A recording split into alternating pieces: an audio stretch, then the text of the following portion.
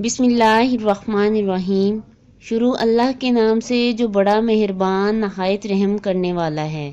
السلام علیکم Islamic Urdu point کے ناظرین، امید کرتی ہوں کہ آپ سب لوگ خیریت سے ہوں گے۔ ناظرین اور سامعین، آپ لوگوں سے گزارش ہے کہ اگر ابھی تک آپ نے ہمارے چینل کو سبسکرائب نہیں کیا تو ویڈیو میں آگے بڑھنے سے پہلے ہمارے چینل کو سبسکرائب کر دیں، لائک کر دیں اور دوست احباب کے ساتھ ویڈیو کو شیئر بھی کر دیں تاکہ آپ تک اچھی ویڈیوز جو ہیں وہ پہنچتی رہیں۔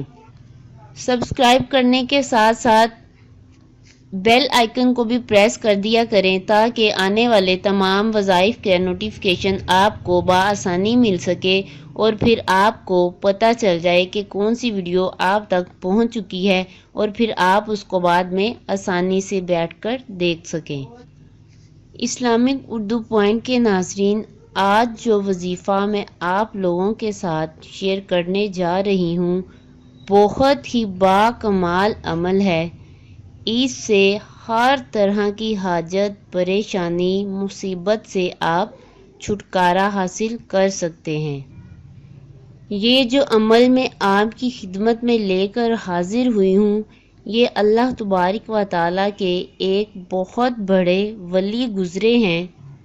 یہ وظیفہ ان کے حالات میں لکھا ہے کہ آپ رحمت اللہ علیہ کو جب بھی کوئی مصیبت، کوئی حاجت درپیش ہوتی تو وہ یہ وظیفہ کرتے۔ یعنی جب بھی انسان کی زندگی میں کوئی مشکل وقت آتا ہے یا کوئی مشکل حالات پیش آتے ہیں کہ جب انسان کو کوئی ایسی حاجت درپیش ہو، کوئی ایسی مشکل آن پڑے اور وہ چاہتا ہو کہ اسی وقت پوری ہو جائے، جلدی پوری ہو جائے، ایک ہی دن میں پوری ہو جائے اور فوراً ہو جائے۔ بعض اوقات ہمارے ساتھ ایسا ہوتا ہے کہ ہمیں اس طرح کی کوئی حاجت پیش آتی ہے تو ہم چاہتے ہیں کہ اس کا حل جلدی سے جلدی نکل آئے، یہ حاجت جلدی سے جلدی پوری ہو جائے۔ تو چلیے وظیفہ کا آپ کو طریقہ بتاتی ہوں۔ اللہ تبارک و تعالیٰ کے ولی کیا کرتے تھے، یہ بہت ہی خاص درود ہے۔ یہ سکرین پر آپ کو نظر آ رہا ہوگا۔ اس کو پڑھ کر جب وہ بارگاہ الہی سے طلب فرماتے تھے تو یقین جانیں ان کے حالات میں یہ لکھا ہے کہ ان کی وہ حاجت فوراً پوری ہو جاتی تھی۔ اور وہ درود کیا ہے، آپ کو سکرین پر نظر آ رہا ہوگا۔ یہ درود شریف وہ 70 مرتبہ پڑھتے تھے۔ اب اس عمل کی ترتیب کیا ہے، ایسا کوئی بھی وقت نکال لیں جس میں آپ فری ہوں اور سکون بھی ہو، کسی بھی نماز کے بعد یہ عمل کر سکتے ہیں۔